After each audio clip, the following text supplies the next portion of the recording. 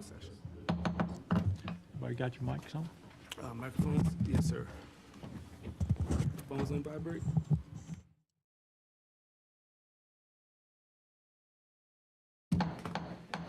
Okay, I will call to order the Rolesville Board of Commissioners regular meeting.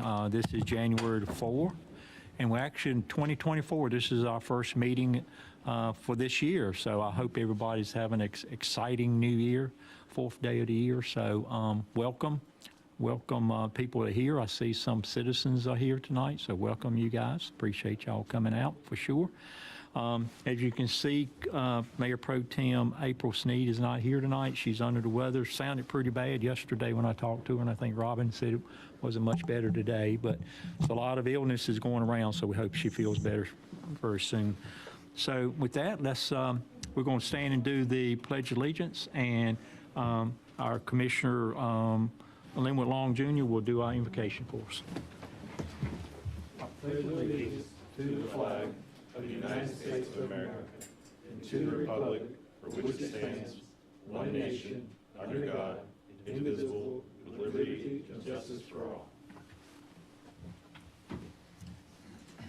May we bow? Yes, sir. Dear Lord, we thank you again for another opportunity in which we come together to serve your people. Father God, we ask that you give us the mindset of you, that you help us to say the things that are appropriate, but most importantly, think nothing less about those who are less than us, but lifting you up in the process. We thank you for what you're going to do in this meeting, and all these things and so much more. In Jesus Christ's name we do pray. Amen. Amen. Amen. Thank you. Thank you, Linwood. Okay, we're going to start off the meeting with a special recognition, proclamation, and a kind of appreciation. We were honored. I think Rolesville has the best football team in the state, in my opinion. I saw them play several times this year, and they're amazingly good. And I think they got the best coach in the state also. And they had a very, very good year.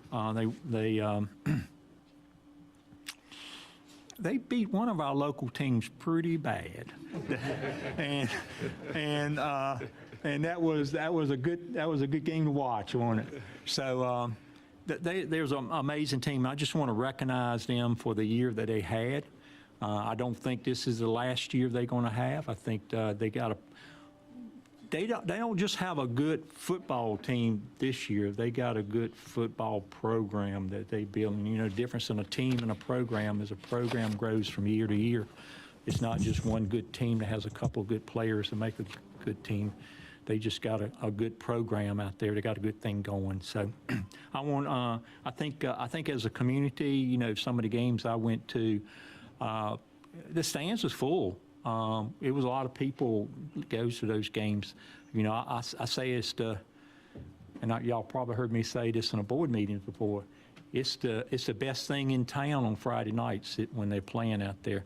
So if you want some entertainment on Friday nights, that's the place to go out there, because they're amazing. They're amazingly good at what they do. So so kind of looking forward to this coming up year, 2024.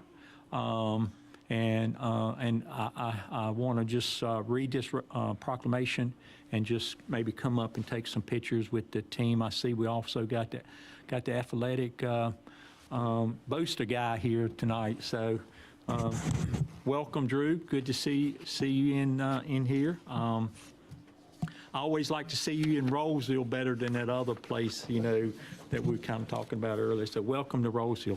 Thank you for wearing your hat tonight.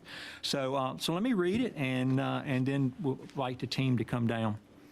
Proclamation, Town of Rolesville. Whereas Rolesville High School football boys varsity football team finished its season with a 12-2 record, and whereas the team finished 5-0 in the conference to win the NAC 6 conference championship, and whereas the team had a playoff appearance 2 games away from the state championship, and whereas 47 players, I'll repeat that, 47 players made all academic with overall team GPA of 4.15, which is the highest in the history of really the school. Whereas the following players made all conference accolades. There was Brandon Atkinson, Davis Brown, Jacoby Campbell, Jaden Fry, Patrick Hartsfield, Jonathan Hennett, Cameron Manley, Gavin Marks, Adrian Pounds, Logan Pulley, Russell Skies, Davion Thomas, and Gavin Waddle, and Javion Wright. That's amazing. That's amazing in itself to be all conference. That many players from one team is amazing achievement. Whereas Davion Thompson won the NAC 6 Player of the Year, and Brandon Atkinson won Quarterback of the Year. Amazing if you look at them, and I did as the season go on. I think they may have been the best in the state as running back and passing. I'm not 100% sure of that, but their numbers was on up there. Whereas Coach Raina Rackley won the NAC Coach of the Year, and whereas NFL and Carolina Panthers named Coach Rainey as one of the Coaches of the Week, and whereas Deer Park Water nominated team as Team of the Week in Week 1 against the Butler Charlotte team, whereas 2 players were nominated throughout the season as finalists for the Mr. Football Award throughout the state of North Carolina, whereas the offense had 11,408 yards, scored 150-plus touchdowns. And the defense had 12 interceptions, and the team played 4 games with 0 points scored against them. And the team averaged 21 points scored. I believe that's low. Yeah, it is kind of low. I think that's a misprint there. Whereas the team finished the season 4th in the state of North Carolina, therefore, I, Ronnie Kern, mayor of the town of Rolesville, together with the town of Rolesville Board of Commissioners, do recognize the Rolesville High School football boys varsity team for its outstanding 2023 season, and call upon the citizens of Rolesville to join the town in recognizing the team's accomplishments and further support all the teams that comprise the student athletics of Rolesville High School in the year 2024. Witness upon, I set my hand and cause the seal of the town of Rolesville be effective the 4th day of January 2024. And I do like to recognize, before I bring the team up, that Rolesville has other really great teams out there at the high school. One of the best track teams there is, I know of. So it's not just football, but they have a lot of good teams, and maybe we'll be recognizing some more as the year goes on, because I really like to do it. So I will ask the players to come up, and I'll present you with this proclamation, and we'll take a quick picture.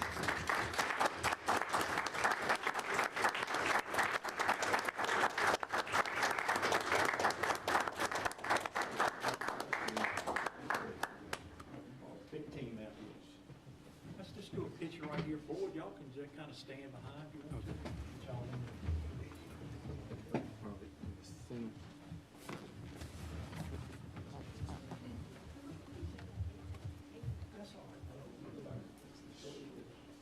Come on in. So, yeah.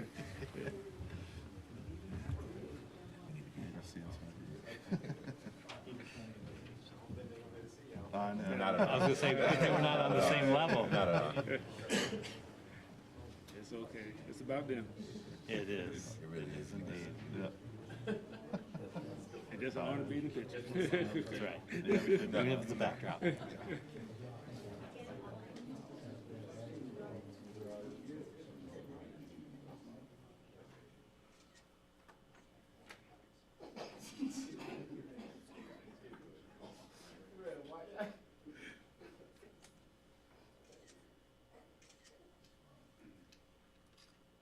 Next year, we're going to come in here with a trophy.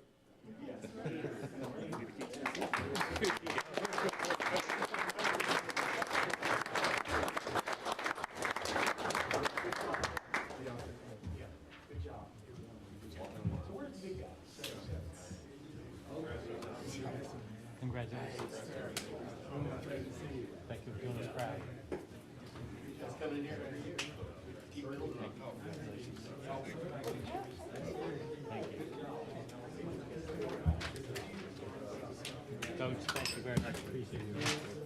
see you next year. Thank you. Thank you very much. Appreciate it. Congratulations.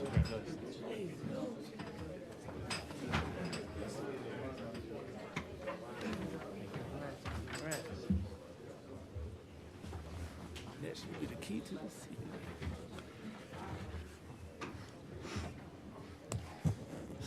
So great having them out. I really appreciate them coming out and spending some time with us. And in honor of that, I'm gonna challenge all of you to go out and see them play next year. I think they usually start late August, so let's fill the stadium up if you would. So thanks, everybody. Okay, I need consideration for approval of the agenda by the board.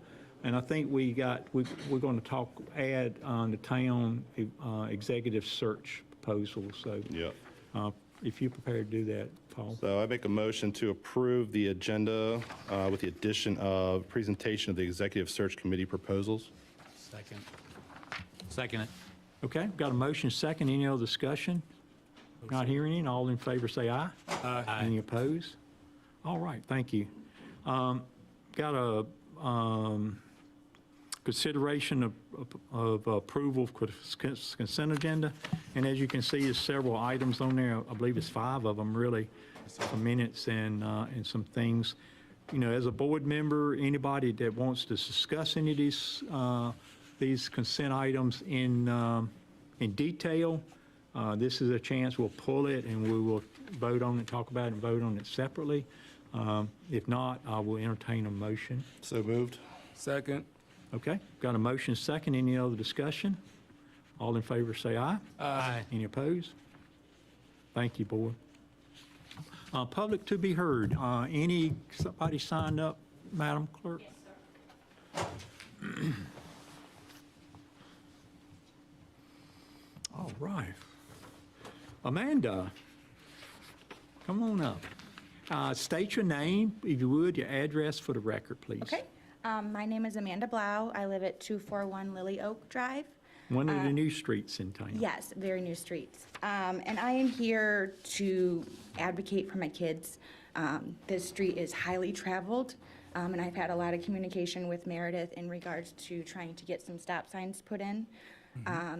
This all started back in July when my husband and my neighbor, Mr. Siwi here, had the initial conversation with Mr. Arnold, and we finally got stop signs put in. And I have literature that I can, speed limit signs put in that I can provide to you guys. And they were put in throughout our neighborhood just to kind of show what the speed limit should be. At that time, we were told stop signs were not needed, and we should see what the speed limit signs would do in regards to these speeders. Since then, I've been submitting several concerns along with my neighbors to the portal online, as well as calling the police officers to get some assistance. It started out with just being the workers that were working in the back constructing the homes, and it has now become a dragway for homeowners coming from the back of Lily Oak, and then they just fly. I have a map of where the speed limit signs were put in, and then when I was speaking with Meredith, she had asked if stop signs were to be put in, where would you like them? So I also sent a list, some places where I thought would be beneficial. On our street alone, there are 24 kids that this impacts. And with what happened in Cary to the 6-year-old, that could have been my son. So I'm here to try and see if there's anything that can be done as far as getting these stop signs put in to help keep our kids safe. Because they are playing outside and that's what we want. But I want to feel safe sending them outside. Yeah. Well, thank you, Meredith. You guys don't have your homeowner association up and running yet, We do you? do, and in regards to the HOA, we have been talking with them, and they have told us to come to the town first to see if there's anything that you can do. Do you have a president? We are right now going through leaving like the builder part of it and taking it over. So Yeah. that is happening. Well, get with me, man. If you don't have anybody yet, get with me and we'll see if we can't get it going. I think there is a process to make that happen, because the people who live there have to, I do have signatures as well, Okay, so well, I you're have. ahead of the process. I'm a teacher in the town, so I have all the things. I've done the research. I've been here for 12 years. I don't want to leave. This is kind of where we are. But again, my kids aren't safe. Yeah, okay. Well, get with me and Okay. I'll talk to Meredith. I think as long as you got the process done with the signatures and stuff, I think what we've done in the past is association buys the signs and we put them up for you. Okay. So I think that's the process. Can they be enforceable? Because what we're under the impression of is if our HOA puts them in, they're there. Yeah. No, we'll put them in. Okay, so we just purchase them? You just purchase them. I think it's the way we've done in the past. Eric, we'll follow up on that. But I think it's the way it's done in the past, your association buy them and we put them in and enforce them just like any other sign. Okay, okay, That shouldn't be a concern. okay. So just get with you as far as, Yeah, just get with me Email? or Eric. Okay. Get with Eric. okay. Be fine. Okay, thank you very much. Thank you. Appreciate that, Amanda. Now, I hadn't heard about that, so appreciate you coming out. And were you aware, Eric? Yes, I was. Okay, so you kind of working on it? Yeah, there's a committee, and I'm on to sit on that one, yes. All right, well, good. Thank you. Appreciate y'all coming. Good to see you guys again. Thank y'all. Next item is Town Board Liaison Reports. We'll start with Commissioner Austin in Veterans. Yes, sir. Good evening, everyone, and Happy New Year. All right, Matt Sergeant retired Jerry Mantnam held his sixth Veterans Fellowship Breakfast on 29 November at 9:30 at IHOP located in Knightdale. We did not have one in December due to the holidays. 13 veterans attended. The next Veterans Fellowship Breakfast should be the 31st of January of this year at 9:30 at the same location, but I will find out for sure because we will be having our monthly Veterans Coffee starting back up on 20 January at 9 o'clock located at Arise Co-working Community Center. That's address 300 Southtown Circle, which will be Rolesville Coffee with a Veteran. Volunteers are needed, so you can reach out to Matt Sergeant, retired Jerry Mantnam. The information is located on our news blast as well as social media. Also, I am waiting to hear back from the United States Navy JROTC Area 6 manager on an update about the Navy National Defense Cadet Corps for Rolesville High School. That is still pending due to their board have not met yet. So I should have an answer next month about the results, which I'm looking forward to those results. I also received an email actually this morning, about an event that is happening in Washington, D.C. on Saturday, 13 January at 4 p.m. You are welcome to attend and join the Air and Space Force Association and 40 supporting organizations at the National Cathedral for a special celebration of the service, courage, and legacy of Vietnam War veterans and Gold Star families, and the renewal of American commitment to account for those heroes who remain missing 50 years after the war has ended. And sir, that will complete this month's report. Good report. Thank you, Commissioner. Yes, sir. Thank you, sir. Commissioner Long, Public Safety. Good evening, everyone. As far as public safety, I have two reports specifically from Rolesville Police and Rolesville Fire. I'll start with Rolesville Fire Department, and speaking with Chief Lawrence, he gave me some of the numbers that I think will be very interesting for the town. From a data perspective, Rolesville Fire Department has answered 1,354 calls. Out of those 1,354 calls, 498, which is 37%, were fire calls. For EMS calls, they were at 856 incidents, which is roughly a 63%. So, and then out of district, so as part of that 1,354 calls, there were also 211 assisted out-of-district incidents in which Rolesville Department has helped to field. They are currently looking at having meetings setting up for February 12th as their next board meeting, and they will be at that time looking at some new candidates. As far as Rolesville Police has two candidates that they have for conditional, two candidates for conditional offers at this time, which is coming from the grant. Those candidates have completed the background checks and will now need to go through state and SBI checks. Their annual awards banquet will be January the 12th at Arise at 2 p.m. In that particular banquet, there will also be discussing two new sergeants that have also been selected, and there will be a retirement from a Lieutenant Roy Holloway in March.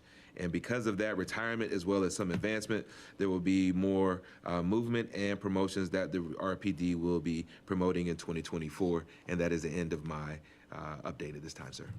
Thank you, Commissioner. And also, you know, we got on the agenda 2 police officers additions, which is, we're very proud of that. So thanks.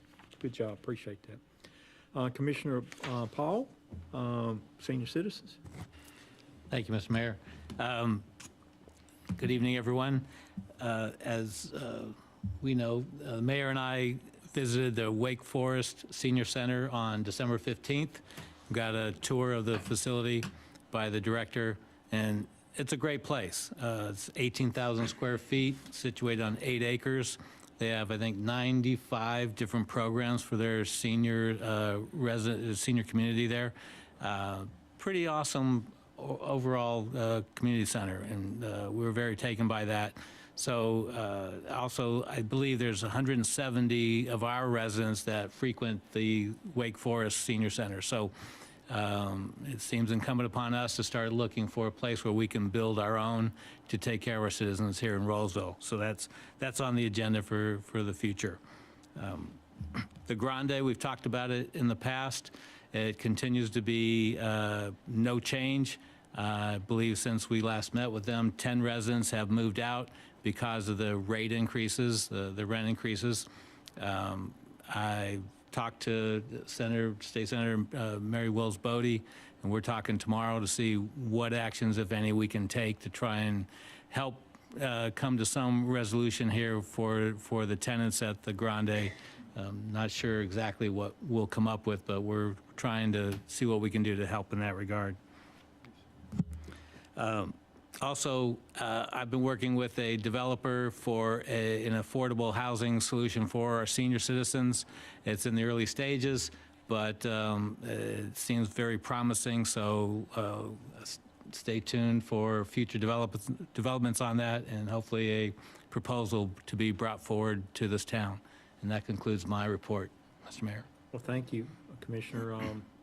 Yeah, I was just doing the numbers here. I think 10 people moved out is about 14% of the population over there. So that's pretty significant. So thanks for your work on kind of working with those people for sure.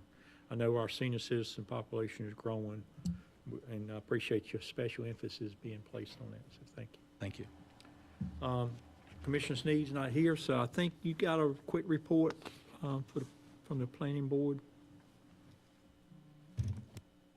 Yes, Commissioner Sneed asked me to fill in for her this evening. The planning board met on December 18th. It was a longer meeting than usual. We had 3 cases that you will likely see at your February meeting. The 3 items were Harris Creek Farms, all rezoning cases, Harris Creek Farms, the Woodleaf Assemblage, and 4124 Burlington Mills Road, owned by the Rolesville Rural Fire Department. And all of those cases are recommended for approval. The Harris Creek Farms one was 3-1, and the other 2 were unanimous recommendations for approval. So again, you will likely see those on February 6th. No, Harris Creek. Harris Creek Farms, that's, There's several of them out there. yes, there's lots of Harris Creeks and different creeks, and it all gets confusing. This is the one that's by Universal Drive.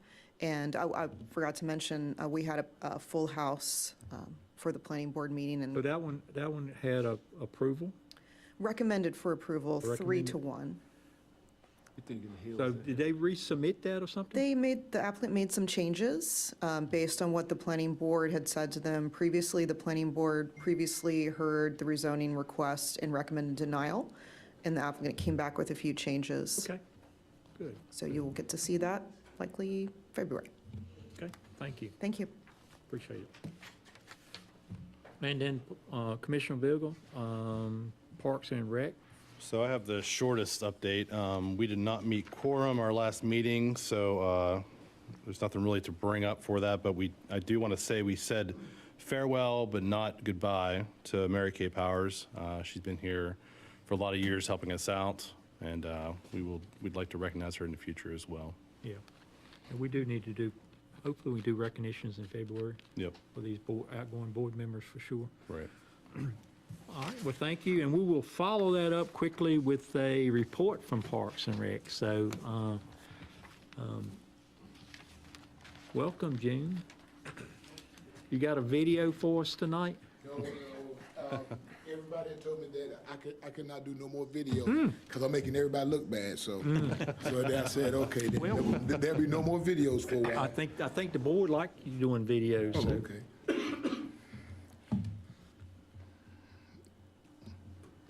Well, I'm gonna start my report by the Parks and Recreation for the town of Rolesville.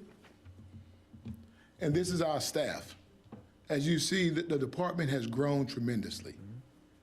We have myself, we have Eddie, we have Orlando, we have Mark, we have Kristen, we have Tina over to the far right, and our new admin her name is Nada Stevens. So she's our admin right now, and also we are looking to change the bylaws for the advisory board to make it where the admin will be the secretary, as always, for the advisory board. So this is our staff. We all have went on a conference to the state joint conference for North Carolina, South Carolina Parks and Recreation Department. It was held in Wilmington. This was the staff's first time going to the state conference. And I must say, when they came back with ideas. They came back with energy. To sit back there and hear them talking about ideas and new things, new things that they want to do here, new programs, starting a senior citizen committee. They talking about doing that. And just going into some adult sports, some other programs that's going to be coming throughout the course of the year through the department. It was good for them to see other departments and actually get some ideas and make some connections with some. Next, we can talk about programs and special events. So as you see here, this is some pictures from the ham giveaway that we had in December. So we had the police department helped us out. We had some volunteer citizens. The Grinch even came to help give out some hams that day. Also in the picture you saw, we had the tree lighting as well. Up to the far right, that is from Fall Fun Fest, where we had, that was in November and in October, I'm sorry, and it was probably one of the hottest days of October. Mm-hmm. But the weather was beautiful. We had a great turnout that day. Other programs that we have showing up, some more pictures. We have pictures from the 4th of July there as well. And we have some more people out there dancing during the 4th of July. And down at the bottom, there's some more family that's walking through the streets for Fall Fun Fest. Also, other programs we are looking at doing is a Black History program for the month of February. We have started a dance class. I know y'all probably heard it when you came in. That it was right in there. The kids was actually enjoying themselves. So that's gonna be good for us. We're looking to do some more senior programs as well. Ms. Tina White, she's working with developing a committee that will meet with the seniors, trying to do once a month to try to get ideas of what they want, or what ideas they want to see within Parks and Rec.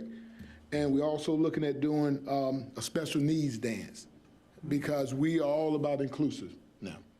And we want to make sure we don't leave nobody out. So we are looking at trying to do a special need dance maybe in the month of March. So those are some of the program and special events we have coming along. Athletics. Everybody, we had a big stink about athletics. But guess what? You got it. Baseball and softball is back, okay? It is back, it is back, it is back. We've already have registration started on Tuesday, and the phones have been ringing nonstop, parents asking when time practice, everything is going. So we are actually bringing that back. We also right now, we're gonna have softball, baseball, we're gonna have soccer in the spring. Right now, we currently have basketball going on over at Rolesville Middle School. And that's going on Monday through Saturdays. So right now, but we've actually been out because they had to do the gym floors. So they kind of put us out for 3 weeks, but we start back on next Tuesday with the practices and our games and stuff going forward. Projects that we have going on. Well, projects we have completed, I'm not gonna say going on. Over at Redford Place Park, we've actually had the ball field lights replaced. If you've ever seen it there at night with games out there, we had those LED lights. I mean, it looks great out there. Also out there at Redford Place, we've had the concession stand and the picnic shelters have all had a makeover. They've been repainted, new roof put in. On the inside concession stand, we put in new tables, we did new wiring. So we have been making some major facelift out at Redford Place. We have a gate and security camera up at Millbridge. We have an automated gate, so that to actually save the chief and his guys from having to ride out there and unlock and lock it for us. So we have that going on now. We have a book hut that's been put out at Main Street Park. It was actually put in on one day, and before we could go out there and take pictures and stock it up, somebody already brought books in. So that's something that we are looking to do more around the town at all of our parks, is do the little book huts. We had bird houses done. We've had greenway repairs, especially we did the one right here on Main Street, that the greenway on Main Street has been replaced because it had some bad spots in it. That's been fixed. So those are pretty much all of our projects that we have that were going on that we kind of completed since last time they have talked. So all I say is that the department is growing. They are energetic. They are bringing stuff out. And just know that we are going to be coming to you, commissioners, for it. So just be ready, man. Well, good. You guys are doing a great job. So just appreciate that. I didn't think you could have that much fun going to Food Line. Going where? Food Line. Yeah.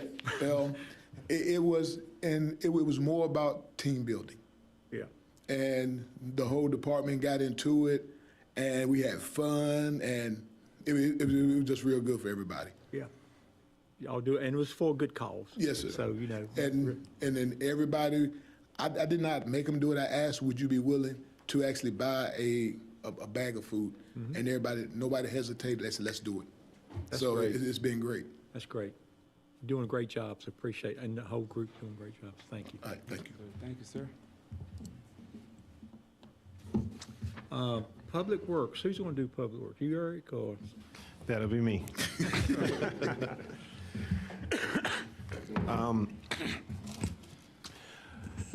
As far as major updates since the last time I was before you chatting about Public Works, I guess I'll segue with some things with parks. We had a staff development event, a joint event with Parks and Recreation and Public Works out in Wake Forest. You can go ahead and scoot, June, it's okay. And it was at Strike and Barrel, and we had a good time. You know, I think one of the things that we all know about the Public Works guys and our Parks and Recreation team, they work rain or shine. And so to be able to get some staff development time with them during this time where there isn't as much grass growing, but they're still doing a lot of different things, it was really, really beneficial to the team. Other updates with the department, we had completed some micro paving over in Hampton Point.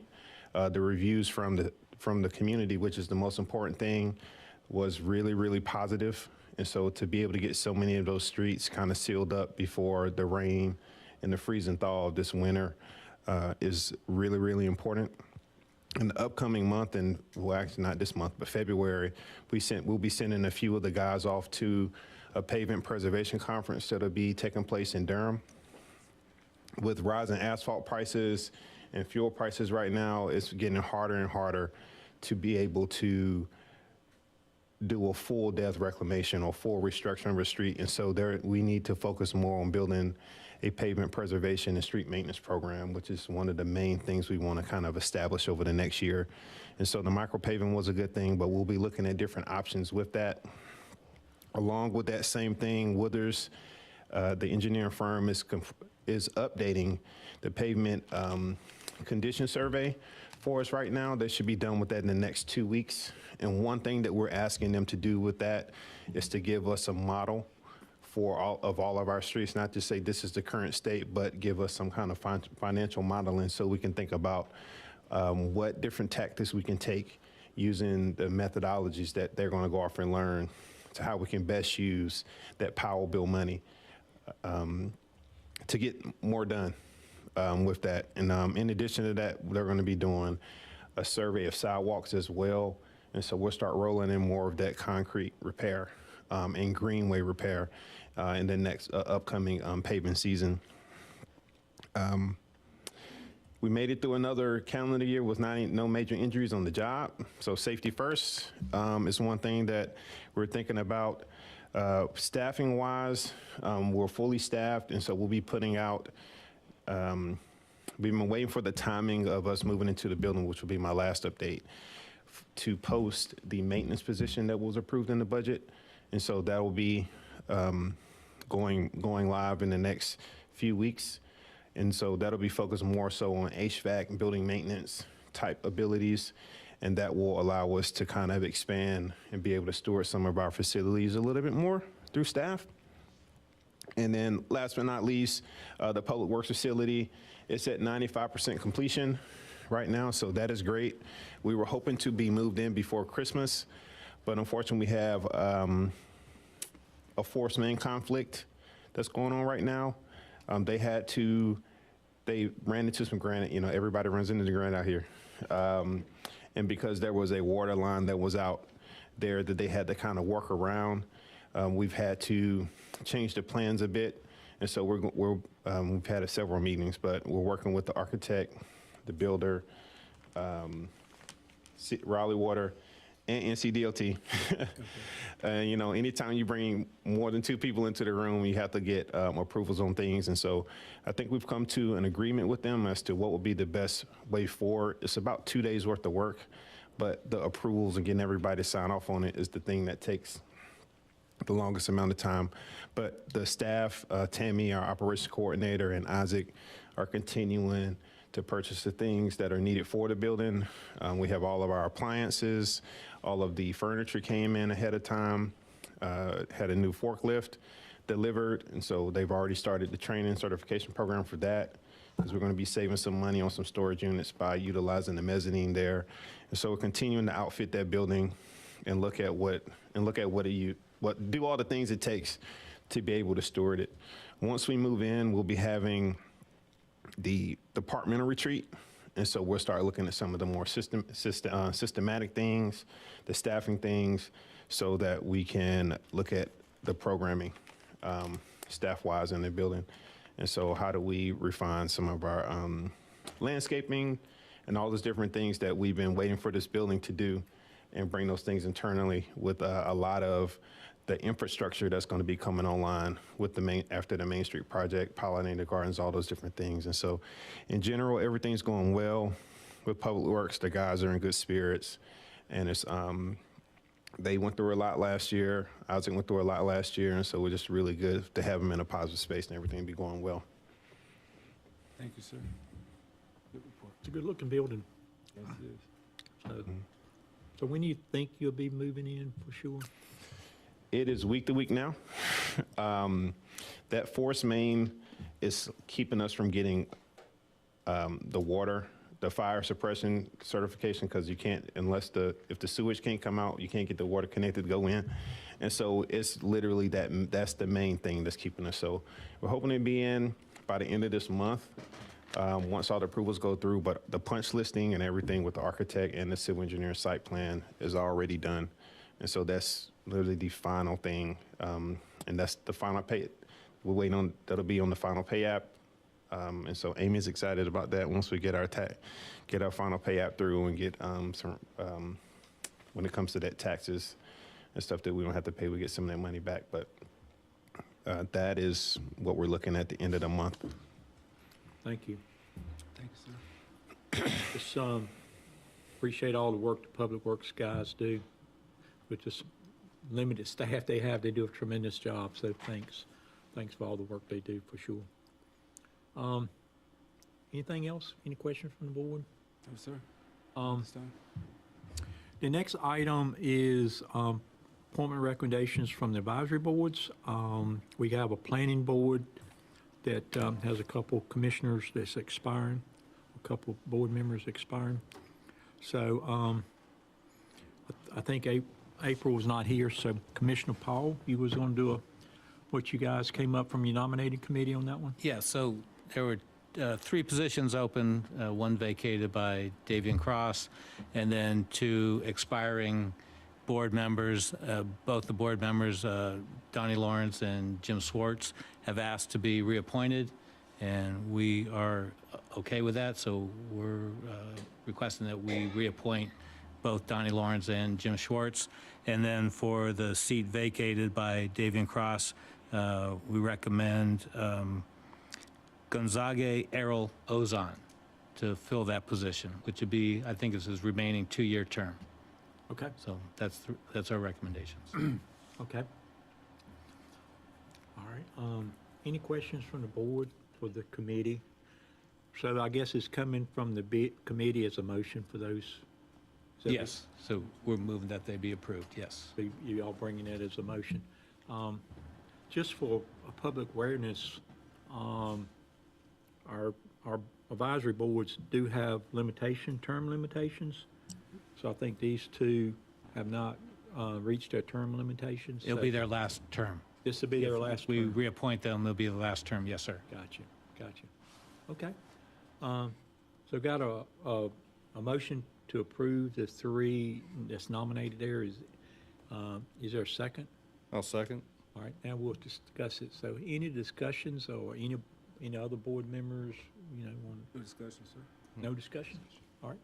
I'll call for vote. All in favor say aye. Aye. Any of this? Nope. Approved, so thank you.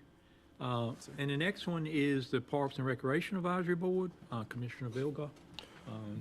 Y'all have a recommendation? So, yeah, we had 2 positions open. One of them is a current member in good standing, so I moved to renew membership of Aaron Gauger and to add Clay Campbell to the Parks and Rec Advisory Board. Wasn't there a youth? Yeah, we're still looking for that We're as well. still looking for Right. youth, so, is there an age limit on the youth? We prefer like a junior, senior. school Yeah, person? high school, yeah. Okay. So we're still looking for that. We So, will fill that. Let's- Yeah. Let's see if we can't get that filled, because we do want somebody on that board representing the Right. youth, so. But we do have 2 nominated there. And that, you bringing that as a nomination? Yeah, and I have a second over here. Okay. So we've got a motion, a second. Is there any other discussion? No, sir. All right. All in favor say aye. Aye. Any opposed? Not hearing any. That one's unanimous too, so thank you. Appreciate y'all's work on that. And it sounds like we still got some follow-up to do on the youth's position. New business, we got an item here for our Community Policing Services Grant, the COPS grant. I guess Chief is going to do that, so while you're coming up, Chief, I would say, we work really hard together to make our safest town in North Carolina, so. And this is kind of some of the things we do to do that, is looking for grants. And I do want to, before you make the presentation, to extend thanks to our U.S., this is a U.S. grant. It is. It's from the federal government. So I do want to thank our representative for our district, Deborah Ross, that kind of helped us, you know, pushing that through for the federal government grant. So I just want to thank her for that, and I'll turn it over to you, Chief. Yes, sir. Good evening, Commissioners. Good evening, sir. I think all of you are aware by now, if not, on November 2nd, we were awarded a COPS grant, which stands for Community Oriented Policing Services. What is the COPS grant? It is a grant that's designed to reduce crime and advance public safety through community policing by providing direct support to law enforcement agencies nationwide. This grant, we were awarded in the amount of $250,000. The acceptance will be providing funding for 2 additional full-time officers over the course of the grant will be over the course of the next 3 years. So this is the first time we've been awarded several grants over the last several years that I have been here. This may be one of the largest that we were awarded, and this is also the first time that we have applied for this federal grant. So as Mr. Mayor said, there was a lot of help along the way. There was a lot of research conducted by staff. Former TJ Cog, I believe, is Central Times Regional Counsel now, assisted us along the way. And our administrative specialist, Incon, helped out tremendous by putting all this together and getting it pushed through. And with the help of finance, we were leaning on them throughout the process as well. These 2 positions, they'll focus on community policing efforts with the anticipated outcomes of improved police-community relations, enhanced public trust in the department, and to reduce crime. So with that said, y'all have the memorandum before you, and with all the documents and the resolutions to follow. So staff's recommendation is to approve the resolutions, the 2 resolutions, and the ordinance to amend the 2023-2024 fiscal year budget ordinance for the COPS grant. Sounds very good. Any questions for the chief on this? I know y'all reviewed the material. Is there any questions on the material that you reviewed? No, sir. Congratulations. Yeah, on it this looks grant. good. Yeah, and you mentioned Christina. She worked really hard, and just want to give a special shout out for her. You relayed that message to her, if you would, because, you know, and this is not the only one she's worked on. She's worked on a lot of cameras and surveillance equipment and stuff. She works on a lot of stuff on the grant side, so just appreciate her work on that. She has she's attended several trainings throughout the years, and she's gotten very good at it. And this was, because this was a new one to tackle, she done a lot of research and reaching out to other parties. And like I said, Central Pines was key in following us through this process. It was a very long process. So with Amy, you coming up to do the amendment, or no? Not unless we have some questions on it? I think it's fair to say we built a budget that would accept this amendment if it got approved by the grant. Is that right? So we don't have any issues with the amendment, I don't think. If you can confirm that. We was hoping we get the grant, right? Yes, that's correct. So statutes allow you to budget something called contingency. And so knowing that we were applying for this grant, as well as several others, we did budget some funds in contingency so we could make necessary grant matches. Right. That's already planned for in the budget. Gotcha. Just want to make sure, I know for the new commissioners, clarify that. This is not something we had to figure out how to cover. We had it covered. And with this grant, you know, obviously as we're growing and we're still trying to grow commercially with the tax base, and this is another way for us to continue to add additional staff without burdening the town too Right. much. Yep. Any questions? If not, I will entertain a motion. Move to approve? Second. And that's 3 approvals, right? Takes 3. So you're looking at the 2 resolutions and the amendment. So you're making a motion to approve all 3. Yes, sir. Okay, I got a motion. Who seconded that? I did. All right, got a motion and a second. Is there any other discussion? Not hearing any. All in favor say aye. Aye. Any opposed? Thank you, Chief. And really, thank you. Like you said, it was a team effort. So, just thank everybody that, put in for it. And when we have these new officers here, We are, as Commissioner Long stated in his report, we have two that we're ready to extend conditional offers to now, so. so it's quick. Yes, sir. We've already been working behind the scenes to prepare for this. The state is, their process for certifying officers now has slowed down a little bit. They've changed some of their policy, they're switching to a new system, so 6 to 8 weeks is usually a timeframe before we can get a certification back. Yeah. And I think I read in the material, new cars for them and all that kind of stuff. You got to work out all that. So, Yes, sir. good. Thank you. Appreciate it, Chief. Y'all doing a great job, so appreciate that. Appreciate it. Okay, the next item is 10B, which is the revision to SP 21-01 Cobblestone Village site plan. This is an evidentiary hearing. We haven't done one of these in a long, long time. Back when we had the old UDO, we used to do them quite frequently. With the new LDO, we kind of eliminated these evidentiary hearings. And this one is a revision to one that we've done 2 or 3 years ago, I think. So that's kind of why we got a evidentiary hearing on the agenda. And for the public is here and the new commissioners for sure.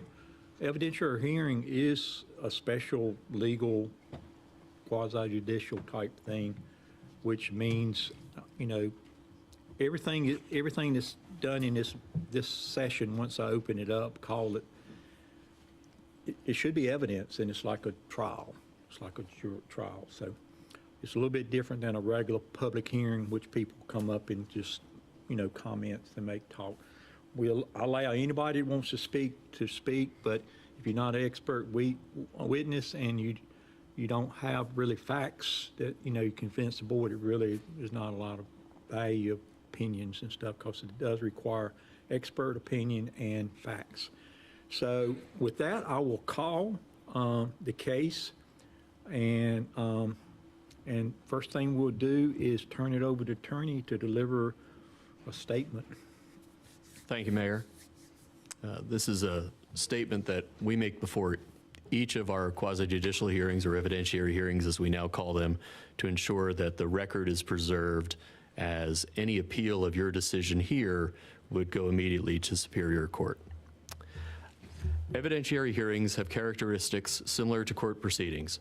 Evidentiary hearings are necessary when a quasi-judicial decision must be made by the board. The board's decision must be based only upon the evidence presented at this hearing and site visits by the board members, if any. Witnesses must testify under oath or affirmation. The parties may be represented by legal counsel. The parties have the right to cross-examine witnesses. The parties have a right to object to improper testimony or evidence. There is a right to present rebuttal evidence. All evidence provided by witnesses must be competent and material. Unduly repetitious or irrelevant testimony may be barred by the mayor. An attorney or party wishing to cross-examine a witness shall rise and wait to be recognized by the mayor. Normally, witnesses may testify only as to their personal knowledge of facts. With regard to competent evidence, North Carolina law prohibits a person from giving opinions about scientific, technical, and other specialized subjects unless the person, by knowledge, skill, experience, training, or other education, is in fact an expert on the subject. A person wanting to give an opinion as an expert must first state his or her qualifications to be an expert. Unless the witness is an expert on the subject, North Carolina General Statute, Chapter 160D, Section 1402, specifically prohibits opinions that the use of property in a particular way would affect the value of other properties, or opinions that the increase in vehicular traffic resulting from a proposed development would pose a danger to the public safety. Now that I've completed the statement, there's a series of questions that we always ask the board members to ensure that the hearing that is provided to the applicant and to the parties is one that provides them a fair hearing and ensures that there's no conflict of interest that would prevent the board from delivering a ruling in this case. A board member shall not participate in this hearing if the member has a fixed opinion prior to the hearing that is not susceptible to change, has engaged in undisclosed ex parte communications, has a close familial, business, or other associational relationship with the applicant or another affected person, or has a financial interest in the outcome of the matter. And here come the questions. And as to each one of these, you can answer as a group, and I'll be listening for anyone who has the out of alignment answer, and we can then clarify that case. So don't worry about it. So just answer as a group. Is any member predisposed to vote in a particular way on this matter, such that his or her opinion is fixed and the evidence presented during this hearing is not likely to influence his or her decision? No. Has any member discussed this matter with proponents, opponents, or others? No. Does any member have a close familial, business, or other associational relationship with the applicant or an aggrieved party? No. Does any member have a financial interest in the outcome of this matter? No.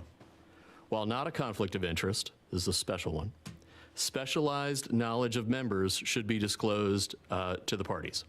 Does any member have particular knowledge or expertise regarding the site or the subject matter of this hearing? No. No. Has any member made a site visit? No. No. Is there any objection by a member of the board or by a party to the participation of any member of the board on the basis of a conflict of interest? No. Not seeing any objections, Mayor, I turn that back over to you. Okay. Thank you all. I should have asked. We have 2 new board members who have not done this before. This would be a great opportunity for questions, if there are any, before we move forward. You can certainly ask questions as we go through as well. Sure. Okay, great. Yeah, one thing I'll point out to, especially the 2 board members, if you look on page 88, I believe it is, 86 in mine, in the packet. page 88, where it has the findings of facts, and I think it's 7 of them, it's always 7, I think. So, you know, the decision you make is judged on those facts, whether they're proved to be true or proved to be false. And basically, you make your judgment on that, right? That's correct. So the town makes 3 different kinds of judgments. We make legislative policy judgments that this board does every day. We make administrative judgments that typically the staff makes, where it's a check the box kind of an item, although that's underselling what the staff does every day. And so those are the 2 outlying sides. Legislative, broad discretion, whatever is in your best judgment. Administrative decision, narrow discretion, looking at objective checklists of qualifications. Quasi-judicial is in the middle. It's not broad, but you're applying your judgment to a set of standards that have been pre-established. Good. Thank you, Dave. So with that, we will get the people sworn in here, I think is the next thing. I will ask, if you did not sign in to speak and be sworn in under oath to testify, do so now, because we don't want to have to, do it for one time. So anybody that has not signed a sheet that wants to speak, come up now and let's get you signed in so we can do it one time.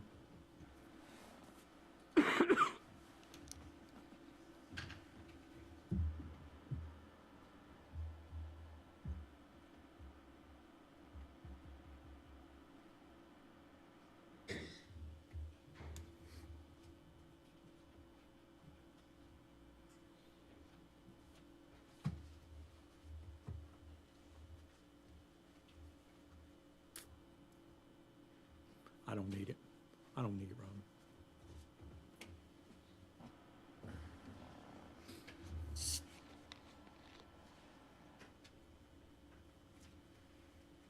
Okay, everybody signed in? All right, now come up and, including you, Meredith, anybody on staff or anybody that signed the sheet that's going to testify, come in up to take the oath. Do you swear or affirm that the testimony you're about to give in this evidentiary hearing will be the truth, and nothing but the truth, so help you God? All right, well, I'll open this evidentiary hearing and I'll call for a staff report. Good evening, Mayor, Curran, Commissioners. Good evening. This is the Rolesville Site Plan Amendment, SP 2101. I'm sure you've seen the subject property, which is at the northwestern corner of Main and Young Streets. It's just shy of 11 acres. So the site plan was approved back in 2021 around summertime. And what we'll be focusing on today are the changes to site plan amendments. Thank you. That's not good, is it? So I'll back up for a minute. Just in case everyone heard, the subject property is just shy of 11 acres at the northwestern corner of Main and Young Streets. Tonight, we'll be focusing on what has changed in the plan. So tonight's review is limited to those items that have changed. So the plan that was approved back in summer of 2021 had 176 multifamily units and close to 66,000 square feet of non-residential floor space. The amended site plan we are looking at this evening has 188 multifamily dwelling units and a little more than 53,000 square feet of non-residential floor space. So the difference is an increase in 12 multifamily units and a decrease of about 12,000 square feet of non-residential floor space. So the buildings and the areas shaded in color here are where the changes are. And first, Building 3. Building 3 is the purple building, and we can zoom in and take a look at that on another slide. Building 3 is a mixed-use building, and the square footage is being reduced from a little over 10,000 square feet to 8,600 square feet. And there is a change to the plaza and outdoor dining space between the building and Main Street. Building 4, that is shown in the reddish color here where the community center building used to be. So Building 4, non-residential, was revised from just shy of 16,000 square feet of community center municipal flex space to 10,000 square feet of a commercial building at 1 story. Building 5 is also shown in the reddish color across from Building 4. Building 5 is being enlarged from 3,600 square feet to about 5,900 square feet, remaining as 1 story. And there's a change to the outdoor dining exterior rooftop bar area. Building 8 is shown in the mustard color at the top. Building 8 is increasing from 12 to 24 dwelling units and remaining at 3 stories. The plaza spaces between buildings 2 and 4 and buildings 3 and 4 have a change in shape and features, and I know the applicant will go into more on that. And that space, the spaces that are being described are shown in green here, the triangular space. This has increased from the previous site plan. In the updated amended site plan, the lease lines around what was going to be the community center have been removed, and the Veterans Memorial feature has been removed. And a mail kiosk has been added between Bluestone Crossing Road and Rolesville Center Road, and that mail kiosk is shown in the periwinkle color here in the middle. So as Mayor Curran mentioned, there are 7 findings of fact that the proposed development and/or use will not endanger public health or safety, will not injure the value of adjoining property, will be in harmony with surrounding development, generally conform with our comprehensive plan and other official plans, is appropriately located with respect to infrastructure, will not cause undue harm or create a traffic hazard, and complies with our ordinance.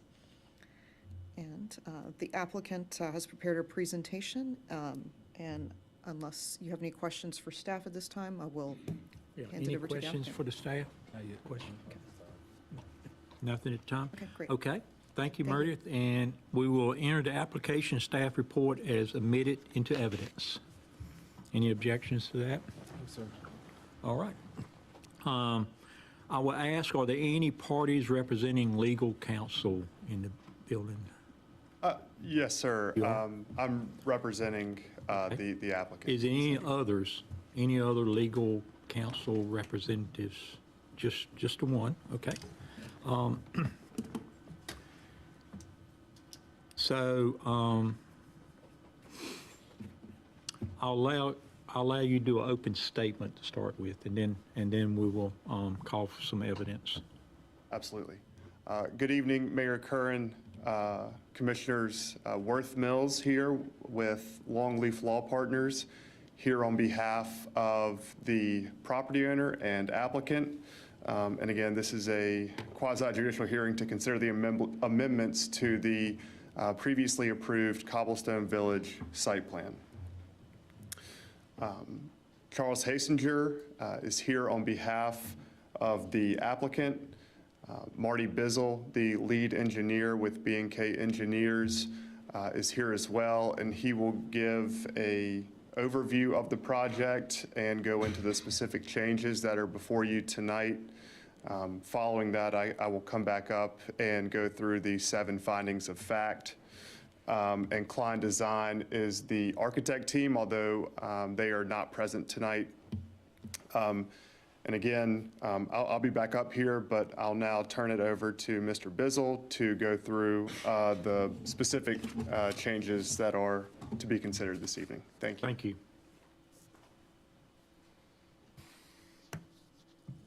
Good evening, Mr. Mayor, members of the Board of Commissioners. My name is Marty Bizzle. I'm with Bass, Nixon and Kennedy Engineers in Raleigh, 6310 Chapel Hill Road, Raleigh 27607. Happy New Year. It's a pleasure to be here before you again. Many of you have seen our presentation before on our project and are very familiar with our project down at South Main and Young Street. And it is very much under construction now. And Meredith did a great job of talking about what has been approved and what is now changing. And I will try to just stay with what is changing and not necessarily go over any of the project that's already been approved. We tried to just pull out those things that were already approved in black and actually just show the changes in red, which Meredith has touched on quite thoroughly. The big changes are our apartment units are raising from 176 to 188. Our commercial retail is going up slightly. And then the municipal flex space, which was supposed to, or proposed under our last site plan to be the community center, has been removed. Our event space it's kind of a focal point, is remaining the same at almost a half an acre.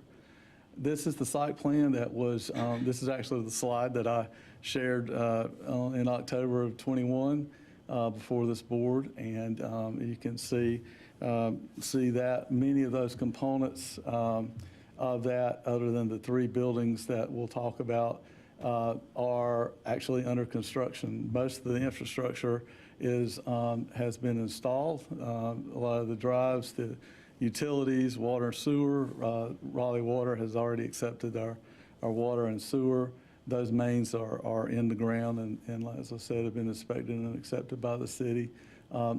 No changes to our driveway connections. That has already been approved by NCDOT. We are continuing to actually coordinate with the LAP project. We had a meeting in December 1st had all parties. We had our construction trailer completely full of DOT and contractors, but it was a great meeting. A lot of good coordination going on out there. That is our site plan approved currently.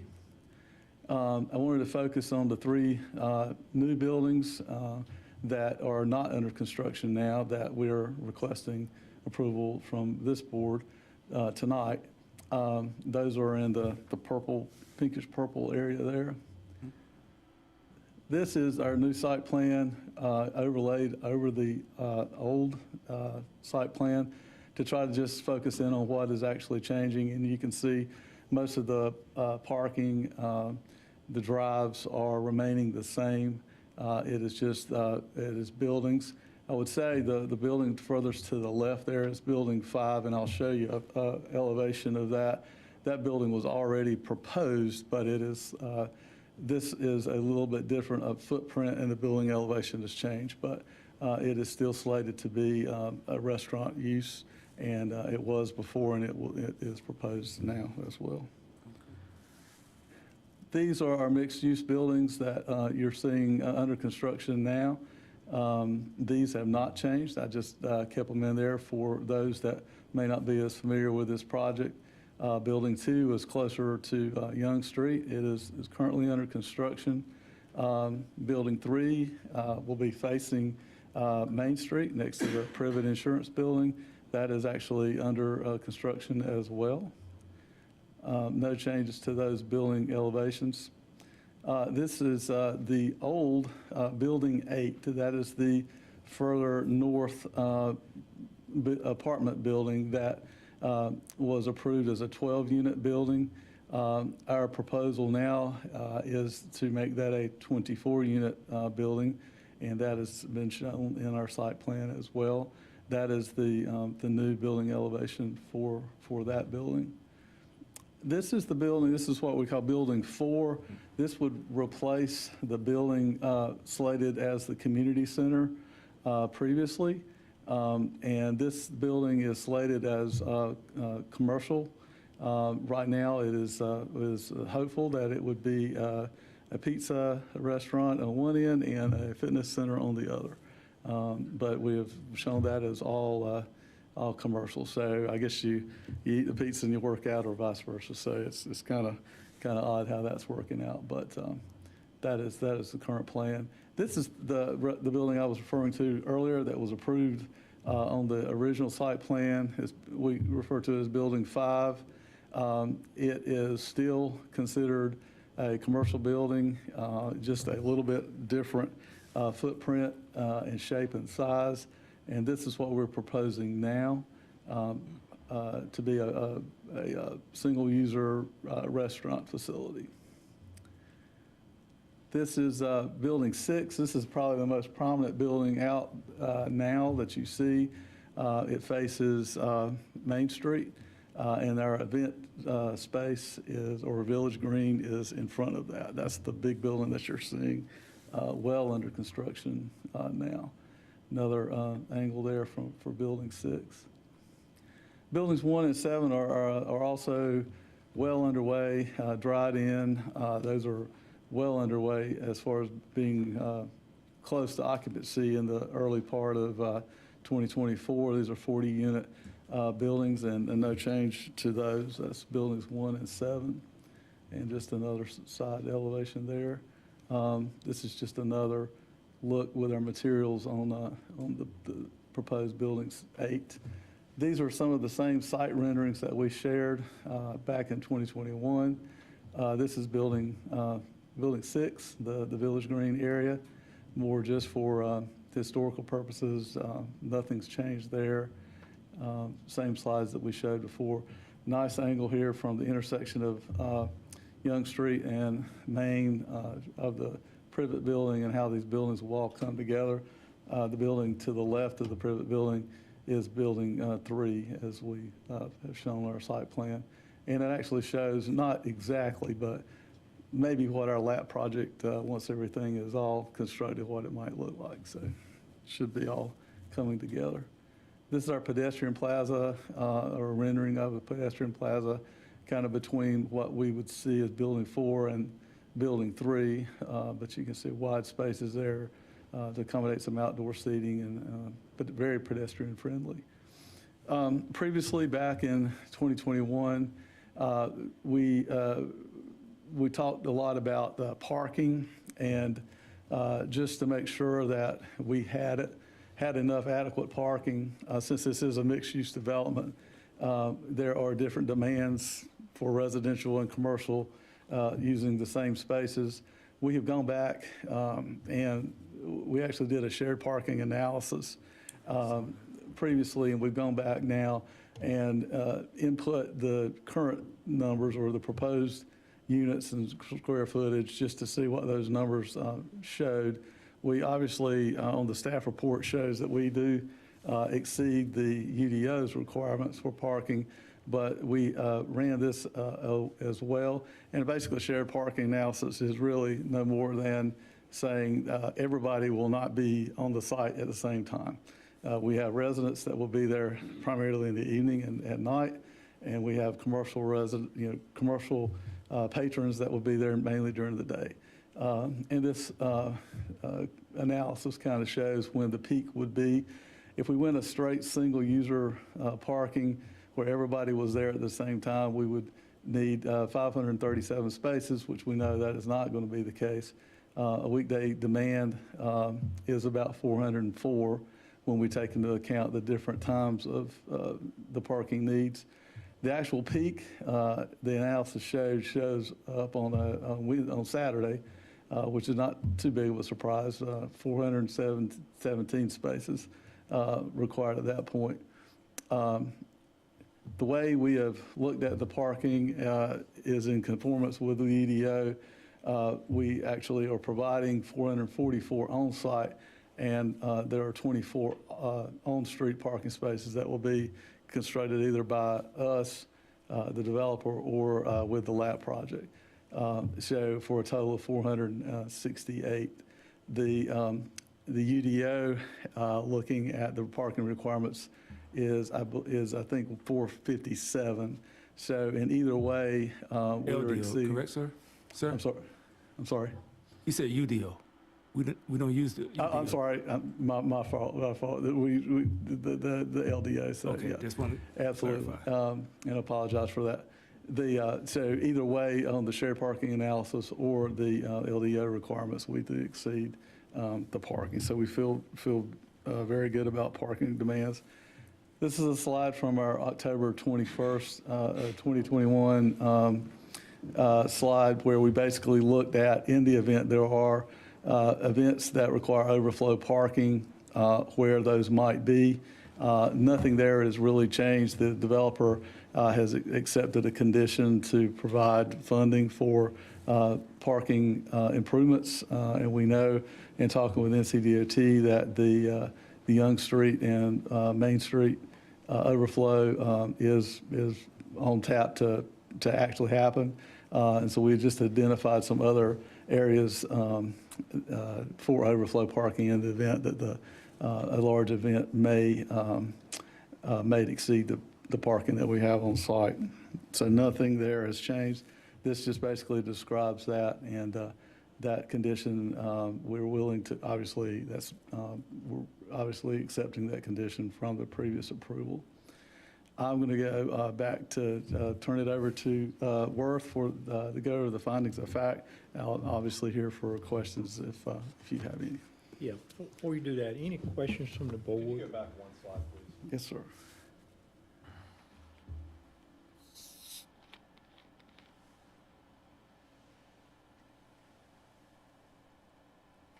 Thank you. And one more slide, the one that has the overlay of the old project, Okay, the old site plan and the new. yes. Yes. Go back. One more here.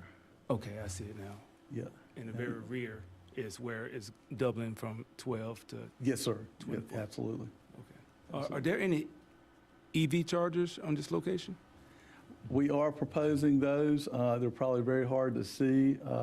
It leaves me now how many we actually have. We are proposing them in the area of the trash compactors, kind of in the center of the site.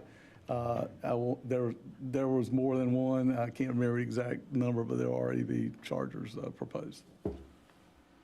Thank you, sir. Is that required now? Under the previous code, I don't think it was required then. our developer sees a need for it, and every project we work with them, they add them. And actually, we exceed what the code requirements typically are. Yeah, I hadn't thought about it. Good question. Anybody else got a question for this? Mr. Bizzle, Yes.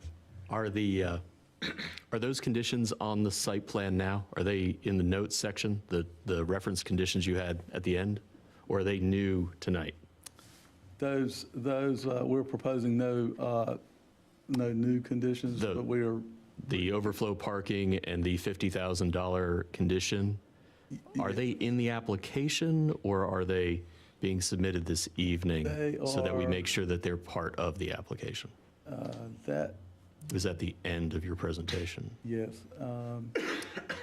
Actually, those are from the site plan. If you'll, we actually, on the plans that were They're actually in the approved notes. and signed, that we added those conditions in the rectangular box on the left side. Those were the approved conditions. Thank you. That just means the board will be able to accept the site plan if that's the wish of the board without amending to incorporate new conditions unless there are actually new conditions. Right. Thanks. Thank you, sir. We fully accept the previous conditions. Any other questions for this? No, sir. All right. Thank you. Thank you. And someone else was going to speak? Wrap it up. Let's see. Did you have another witness? Or you going to, you was going to speak on the facts? Yes, sir. It was essentially just to make sure that we'd established the record to each of the 7 findings of a fact. So I'll go through each of the 7 briefly. If you have a question, please feel free to interrupt me. So is this your closing? This will be my closing statement. Okay, let me make sure it's no opposition first. And then I'll Absolutely. give you a chance to close as a legal person. Okay? So I take it there is no more evidence to be presented by the applicant or any witnesses for the applicant. Is that right? That's correct. And I'll call for any evidence from any parties in opposition and their witnesses at this time. Is there any parties at this time to present any evidence in opposition? Okay, good enough. Then I will call for any closing arguments from any attorneys. Thank you, Mayor. And again, I'll just summarize what Marty said and relate them back to those 7 findings of fact. So finding of fact 1, the proposed development and/or use will not materially endanger the public health or safety.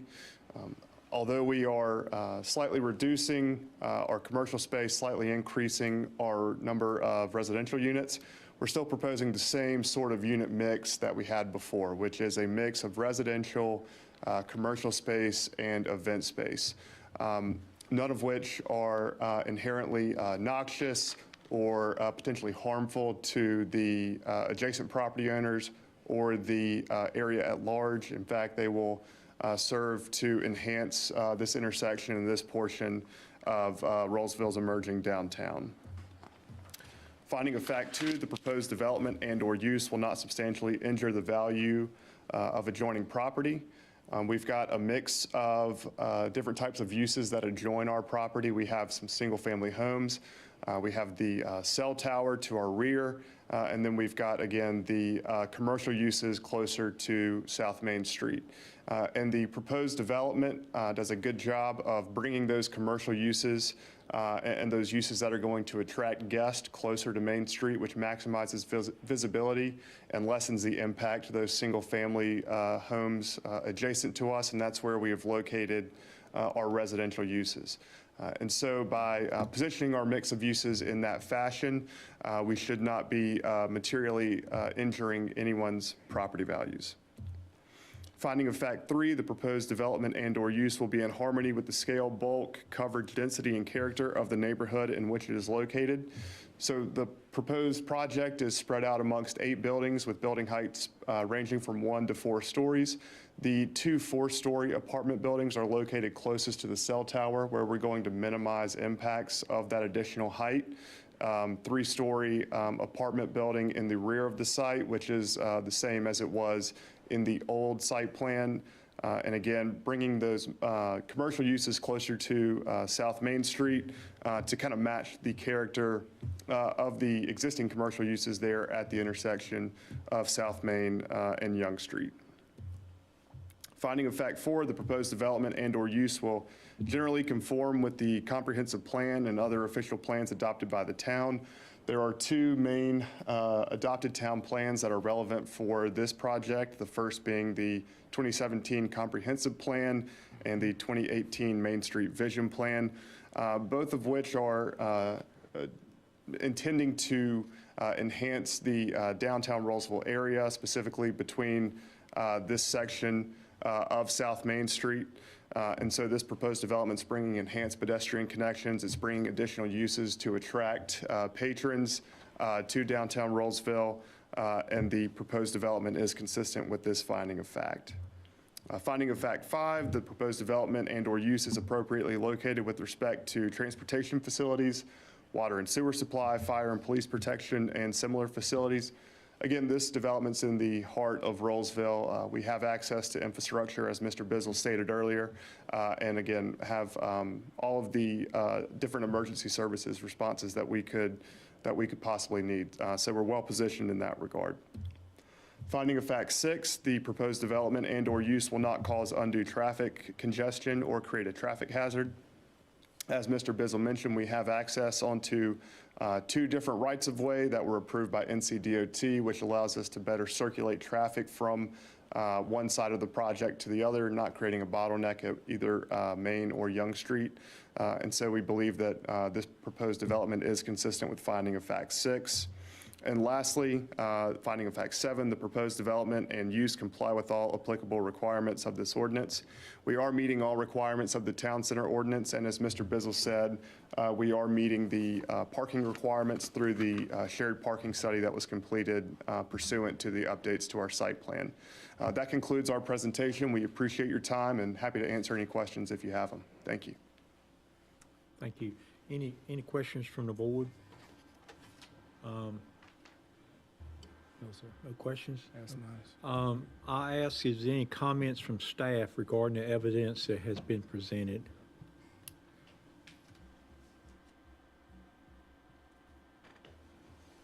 No additional comments. Okay, and I'll ask the attorney, from the evidence presented, is it any comments regarding what has been presented tonight? Because once I do this, I'm going to close the public hearing and turn it over to deliberations, so I want to make sure everything's out on the table. 2 comments. One that may have caught your attention. There was, you did not hear from an appraiser at this hearing with regard to the impact on property values. However, you did receive an appraisal during the 2021 hearing, and to the extent the board determines that this is substantially the same project, one would expect you to be able to rely upon that study. But that would normally be something we would see at an evidentiary hearing where there was a off-site property value opinion required. The other item that new board members may not be aware of is that this amendment arises in part from a disagreement between the town and the applicant that resulted in a mediated settlement where the parties voluntarily entered into an agreement, and that's why the community center is no longer there. One of the requirements of that mediated settlement was to, in a timely way, bring back an amendment to make a different use of what was formerly the community center site. And the staff and myself have determined that this application does not violate the mediated settlement agreement if you were to decide to approve it. You would not place that agreement in jeopardy. Okay. And that's all I have unless there are questions for me. No, sir. Okay, any additional questions from the board? No, sir. Great explanation. All right, so what I'm going to, if everybody's good, I'm going to close the evidentiary hearing and turn it over to the board for deliberations. So at that point, I prefer not to have anybody come up and ask any questions. So any last questions for anybody before I close? No, sir. Okay. I'll close the evidentiary hearing, and I'll turn it over to the board for deliberations and hopefully entertain a motion. So first, any deliberations from anybody? No, sir. Got all the information I needed. I entertain a motion. I have a comment for the record. I understand that this proposal meets the requirements of the mediated settlement, and it conforms with everything. My comment is really that as a newly elected commissioner, I spent a lot of time on the campaign, talked to over 1,000 of our residents, and not a single one asked for more apartments than what we already have. Almost everyone asked for more commercial space. So my comment is that it would have been preferential in my perspective, based on my communications with our residents, to have more commercial space and less additional apartments. We're losing 12,000 square feet essentially of commercial space and gaining 12 apartments. We are adding 4,000 square feet of commercial space as part of the community center that no longer exists, but that is my comment. So, thank you. Thank you. And, yeah, and I guess I wasn't part of the mediation thing. From mediation, it was within the range that it was mediated for commercial, because it could be no commercial, right? If I recall. Correct. I hesitate to discuss the mediated settlement conference because the first instruction I gave to the board was that you limit your determination to the evidence you hear at the hearing. So if you determine that it doesn't meet the standard, you would vote no.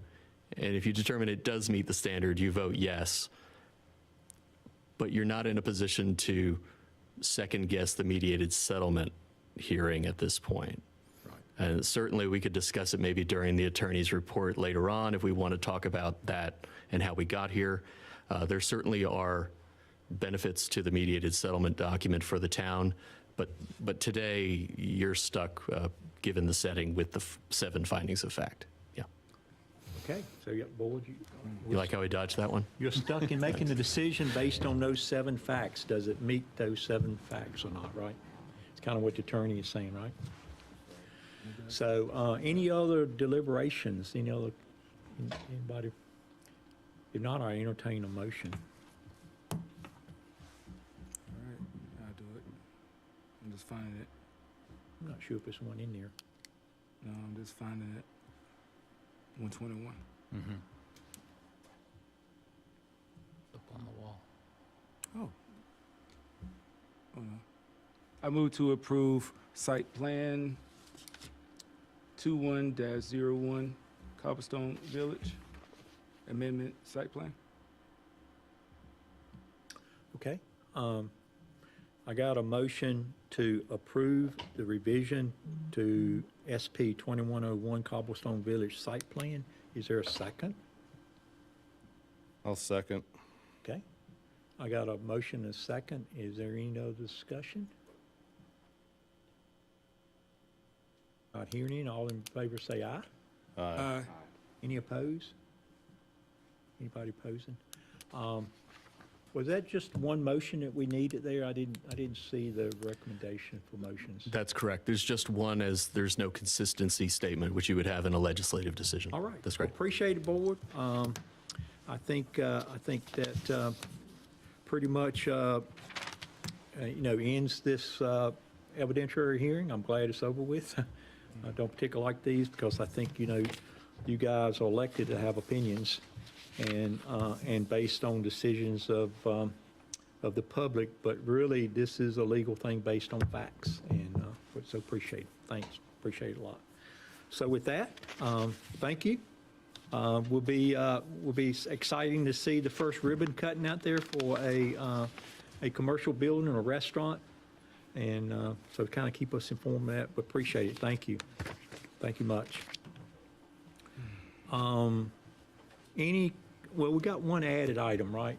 So you want to start that one, Paul, or Lisa's here? I think Lisa can come up. We're going to do the town of Rolesville town manager executive search proposals, and I think Lisa has 3 proposals for us to think about. And if we can take action on that tonight, it would be great. So, you know, I think she would like for us to take action and move on. So, Good